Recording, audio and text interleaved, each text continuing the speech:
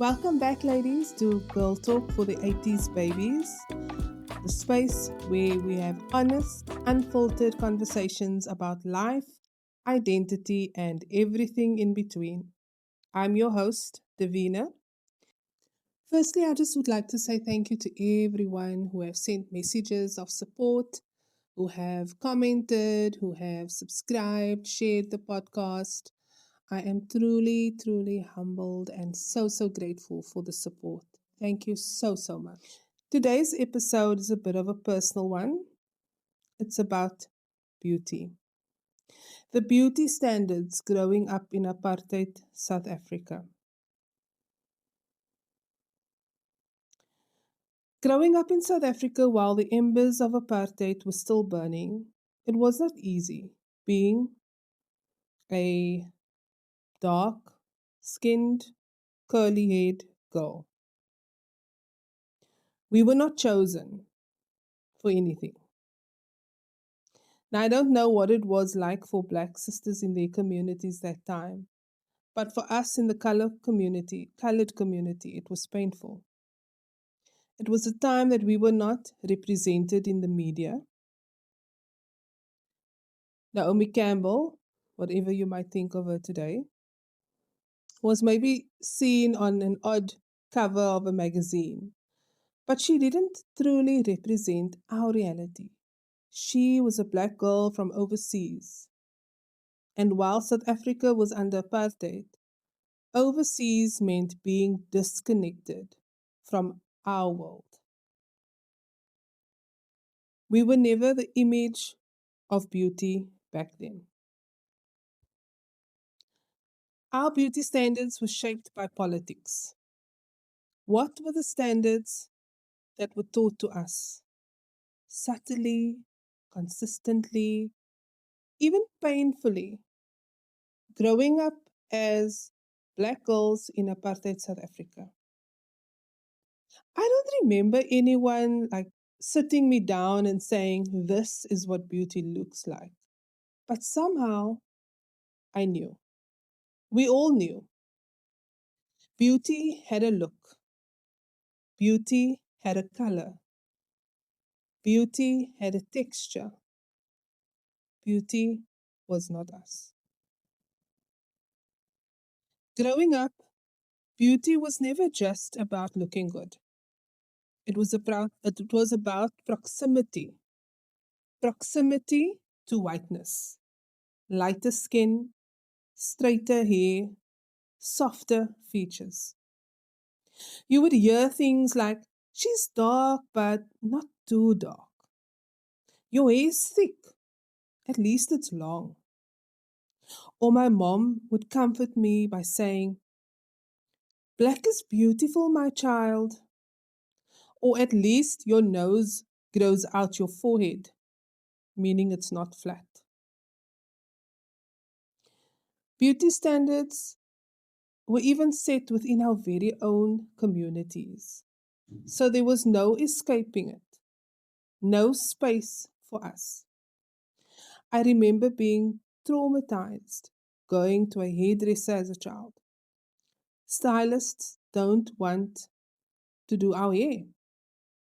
Being told, this child's hair needs a relaxer. Girls with fair skin and straight hair were the standard. They were admired. They were envied. They were chosen. And in apartheid South Africa, that wasn't accidental. It was by design.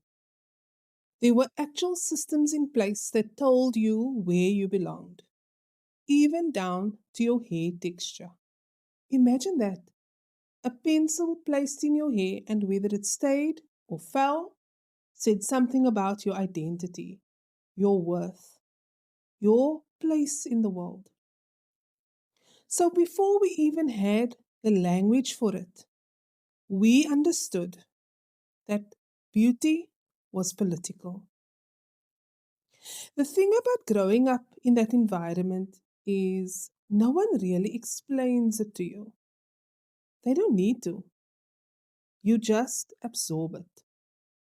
through the TV shows you watched, the magazines you flipped through, the dolls you played with, and sometimes through the things that were left unsaid. Because when you don't see yourself represented, you start to question yourself. I remember the subtle things, wanting my hair to move a certain way or have a certain hairstyle, and just knowing that even as a little girl, your hair doesn't do that. No one even needed to tell us. We just knew because that was the system we lived in. We were not enough. And then there's the part we don't always talk about, the colorism within our very own families. Aunties saying, you need to make sure you marry someone fair or else your kids will be dark. Or you can't marry that guy. You must think of your children's hair one day. Because even within our spaces, our own families, those same standards showed up.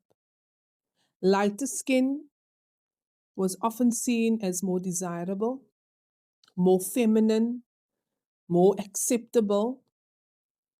And when you have green or blue eyes, they'll say, oh, you can see the white in you, the white heritage, the white background.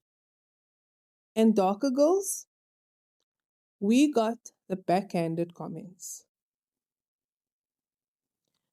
The comments like, you're pretty for a dark girl, or one day when you're grown, you'll be beautiful. And it's a strange thing to feel like you don't fully belong in a world that rejects you, but also feel unseen in spaces that are supposed to hold you, nurture you. That's complex. There's a weight to that. The truth is, we don't just leave these experiences behind.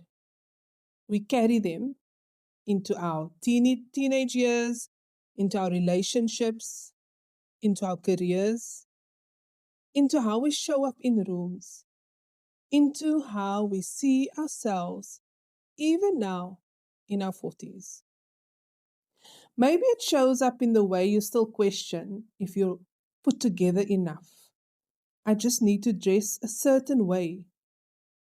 There's a lot of people there. My mother used to say, depending on where you're going, you need to dress proper because you're going to such and such a place. Or how you choose certain hairstyles over others in professional spaces. But here's the beautiful part. At some point, something shifts. Maybe it's exposure, maybe it's age, maybe it's just exhaustion from trying to fit into spaces you already always belonged. You start questioning the standard. You start asking, who decided this? And why did I believe it? And slowly, gently, you begin to unlearn. You start to see your features differently, your skin differently, your hair differently. Not as something to fix, but as something to honor and embrace. There's a moment, I don't know when it happens for everyone, but there's a moment where you look at yourself and you no longer see lack. You see legacy. You see history. You see resilience. You see beauty that existed long before it was even validated. Beauty that existed before you knew that that is what's staring back at you when you look in the mirror. And you realize we were never the problem, the standard was. So, to every woman listening, especially those of us who grew up at that time. If you ever felt like you had to shrink, soften, or change yourself to be seen as beautiful, I hope you know this. You were always worthy of being seen, exactly as you are. Thank you for sitting with me in this conversation.